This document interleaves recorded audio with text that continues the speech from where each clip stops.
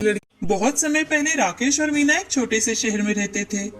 उनको एक रमन नाम का बेटा और रीना नाम की बेटी थी। राकेश और मीना दोनों जॉब करते थे और उसी कारण वो दोनों अपने बच्चों को कभी भी वक्त नहीं दे पाते थे। इसीलिए उनके बच्चे भी पढ़ाई में बहुत ज्यादा कमजोर थे। एक दिन स्कूल के प्रिंसिपल राकेश को कॉल करते हैं और राकेश से, राकेश, आपके बच्चों का पढ़ाई में बिल्कुल भी ध्यान नहीं है। उनको इस साल बहुत कम मार्क्स मिले हैं। अगर अगली बार भी ऐसा ही हुआ तो मैं दोनों को स्कूल से निकाल दूंगा। सर, हम दोनों जॉब करते हैं, इसलिए हम दोनों उनको वक्त ही नहीं दे पाते, लेकिन मैं आगे ध्यान रखूंगा। राकेश स्कूल से घर आते ही बच्चों को डांटने लगता है कि तभी मीना, क्या हुआ, क्या कहा प्रिंसिपल ने, और आप इतना डांट क्यों रहे हैं बच्चों को? रमन और रीना का रिपोर्ट कार्ड मिला है, ये देखो, दोनों को कितने कम मार्क्स मिले हैं, और अगर फिर से ऐसे ही मार्क्स मिले तो इनको स्कूल से निकाल दिया जाएगा। बच्चों, मैं ये क्या सुन रही हूँ? आप दोनों पढ़ाई क्यों नहीं करते? मैं हर रोज तुम लोगों को पता कर जाती हूँ कि पूरी पढ़ाई किया करो, समझाती हूँ ना? मीना, उनको डांटने से कुछ नहीं होगा। मुझे लगता है तुम अपना जॉब छोड़ दो और बच्चों पर ध्यान दो। क्या ये तुम बोल रहे हो राकेश? मैंने शादी करते वक्त ही तुम्हें बताया था कि मैं अपनी जॉब कभी नहीं छोड़ूंगी, और आज भी मेरा वही फैसला है। मीना, लेकिन बच्चों की तरफ ध्यान कौन देगा? हम दोनों इतनी देर तक बाहर रहते हैं, उन पर भी थोड़ा ध्यान देना चाहिए ना? तुम कल ही उनके लिए नई ट्यूशन देखो और वहाँ पर जाकर वो पढ़ाई करेंगे, लेकिन मैं अपनी जॉब नहीं छोड़ सकती। तुम्हें जो सही लगे वो करो, मुझे कुछ नहीं पता।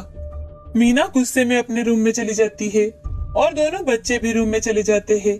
तभी रमन, टीना, हमारे मम्मी पापा का तो हमारे लिए वक्त ही नहीं है, लेकिन हम दोनों हमेशा एक दूसरे के साथ रहेंगे, एक दूसरे का साथ देंगे।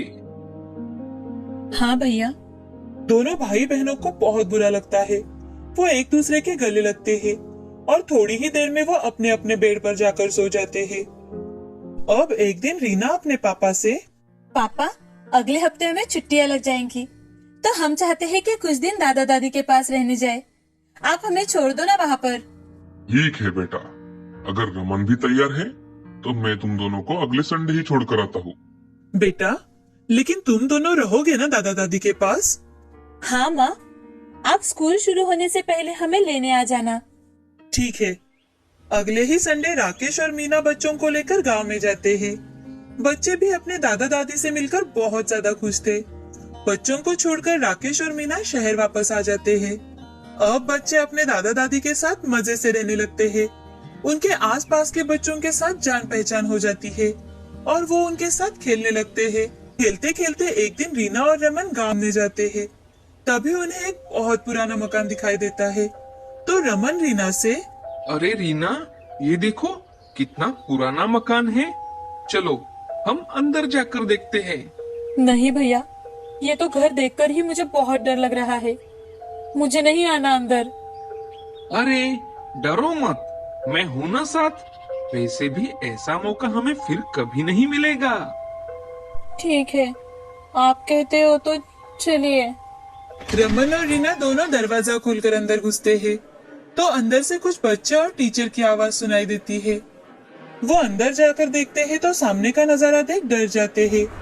वहाँ पर उन्हें एक चुड़ैल टीचर भूतिया बच्चों को पढ़ाती नजर आती है। वो दोनों बहुत डरे हुए थे कि तभी भूतिया टीचर बच्चों से, आओ आओ रमन, रीना, अभी क्लास शुरू होने वाली ही है, चलो क्लास में जाकर बैठो। लेकिन हम कैसे? रमन और रीना इतने ज्यादा डर जाते हैं कि डर के मारे वो वहाँ से भाग ही नहीं पाते और उन भूतिया बच्चों के साथ पढ़ने लगते हैं। भूतिया टीचर भी बच्चों को बहुत मन लगाकर पढ़ाती है। रमन और रीना भी बहुत मन लगाकर पढ़ते हैं और उनके पास से अपने सारे डाउट्स भी क्लियर करवाते हैं। शाम को उनके स्कूल खत्म होते ही भूतिया टीचर, बच्चों, कल भी वक्त पर स्कूल पहुँच जाना, और हाँ, एक बात का ध्यान रखना, किसी को ये बात पता ना चले कि तुम यहाँ पढ़ाई करने आते हो, नहीं तो तुम्हें कोई यहाँ नहीं आने देगा। रमन और रीना बातें करते करते और खेलते खेलते घर पहुँच जाते हैं। तो उनकी दादी, अरे बच्चों, कहाँ पर थे दिन भर? पूरा दिन खेलने में गुजारते हो। दादी, हम तो यहीं पर थे। हम बच्चों के साथ खेल रहे थे। घर पर बताकर जाना चाहिए बेटा, हम कितने चिंता में पड़ जाते हैं। अब रात के समय खाना खाकर दोनों बच्चे सो जाते हैं। दूसरे दिन सुबह जल्दी उठकर नहा धोकर तैयार होकर वो दोनों दोपहर होने का इंतजार कर रहे थे। अब दोपहर होते ही दोनों बच्चे खेलने जा रहे हैं ये बताकर भूतों के स्कूल में जाते हैं। अब दोनों बच्चे हर रोज भूतिया स्कूल में जाने लगे और साथ ही साथ पढ़ाई भी करने लगे। एक दिन रीना, भैया ये तो भूतिया स्कूल है, लेकिन फिर भी यहाँ पर कितना अच्छा लगता है।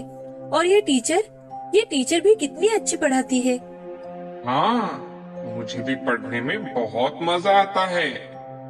लेकिन मुझे एक बात बताओ, तुम सब लोग भूत कैसे बन गए? एक दिन बहुत जोर की बारिश और हवा की वजह से स्कूल का छत गिर पड़ा और उसमें हम सबकी मौत हो गई। लेकिन हम आज भी अपने टीचर से पढ़ते हैं। ऐसे ही एक महीना बीत जाता है। अब बच्चों का शहर लौटने का वक्त आता है, तो वो भूतिया स्कूल में आकर बच्चों और टीचर से अलविदा कहते हैं। शहर जाते ही रमन और रीना का स्कूल फिर से शुरू हो जाता है। उनकी पढ़ाई में तरक्की देख उनके टीचर भी हैरान रह जाते हैं। हमेशा कम नंबर मिलने वाले रमन और रीना को इस साल सभी सब्जेक्ट में फर्स्ट नंबर मिला था। तो ये देख प्रिंसिपल राकेश और मीना को स्कूल में बुलाते हैं और उनसे, राकेश जी, आज मैं बच्चों की कंप्लेंट नहीं करूंगा, बल्कि मैं आपका धन्यवाद करना चाहता हूँ। जी सर, धन्यवाद? मैं कुछ समझा नहीं। अरे राकेश जी, एक महीने में आपके बच्चों ने इतनी तरक्की कर ली है कि हमें विश्वास नहीं हो रहा। जो मैथ्स का प्रॉब्लम हमारे टीचर सॉल्व नहीं कर पा रहे थे, वो आपके बच्चों ने सॉल्व कर दिया है। राकेश और मीना दोनों सोच में पड़ जाते हैं और बाहर आकर, राकेश, हमने तो अपने बच्चों की तरफ कभी ध्यान ही नहीं दिया। हमें तो वो कौन सी क्लास में पढ़ते हैं ये तक याद नहीं रहता। और ये सर, चलो कोई बात नहीं, कम से कम बच्चे पढ़ाई तो कर रहे हैं, अच्छी बात है। अब घर आते वक्त राकेश और मीना बच्चों के लिए आइसक्रीम और चॉकलेट्स लेकर आते हैं और बच्चों से प्यार से बातें करने लगते हैं कि तभी मीना, रमन, रीना, गांव में दादा दादी ने क्या जादू किया है तुम पर? प्रिंसिपल बहुत तारीफ कर रहे थे तुम दोनों की पढ़ाई की, लेकिन बच्चे उन्हें कुछ भी नहीं बताते। मीना उससे बार बार पूछती है, लेकिन वो कुछ भी नहीं कहते। अब रात के समय रीना और रमन दोनों बातें कर रहे थे। कितने अच्छे दोस्त और टीचर थे वहाँ पर। उन्होंने हमें इतना इजी तरह से सिखाया कि हम पढ़ाई में अव्वल आने लगे।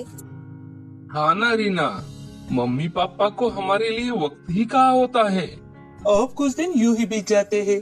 एक दिन मीना घर पर ही थी और तभी रमन और रीना बातें कर रहे थे। वो बातें ऐसी वैसी नहीं कर रहे थे, तो वो अपने भूतिया स्कूल की यादें याद कर रहे थे। तो वो सारी बातें मीना सुन लेती है। भूतिया स्कूल का नाम सुनते ही वो बहुत ज्यादा डर जाती है। उसके तो हाथ पांव कांपने लगते हैं। अब वो बड़ी हिम्मत के साथ राकेश और रीना के सामने जाकर उनसे, क्या तुम लोग कौन से भूतिया स्कूल के बारे में बात कर रहे हो? रीना, रमन, बताओ मुझे। अब रीना और रमन मीना को सारी बात बताते हैं। बच्चों, हमें माफ कर दो बेटा, हमने पूरी जिंदगी सिर्फ पैसा और पैसे के लिए नौकरी की, लेकिन तुम दोनों को जो प्यार चाहिए था वो कभी नहीं दिया, और वो भूतिया स्कूल से तुम लोगों को मिला। ये जानकर हमें बहुत बुरा लग रहा है। आज के बाद ऐसा कभी नहीं होगा। मैं हर रोज ऑफिस से जल्दी आया करूंगी, और इतना ही नहीं, तुम लोगों को पढ़ाऊंगी भी। अब फिर से छुट्टी आती है और राकेश अपने पूरे परिवार को लेकर गांव चला जाता है। जैसे ही दोपहर का समय होता है, बच्चे उस मकान की ओर जाकर देखते हैं, तो वो मकान वहाँ से पूरी तरह से गायब हो जाता है। बच्चे यहाँ वहाँ गांव वालों से पूछताछ करने लगते हैं, तो वहाँ पर कोई ऐसा मकान था ही नहीं। ये बात उन्हें पता चलती है। ये बात सुन दोनों बच्चे उस भूतिया टीचर और अपने भूतिया दोस्तों को धन्यवाद देते हैं। अब राकेश अपने माँ पिताजी को भी अपने साथ शहर लेकर जाता है और सभी हंसी खुशी रहने लगते हैं।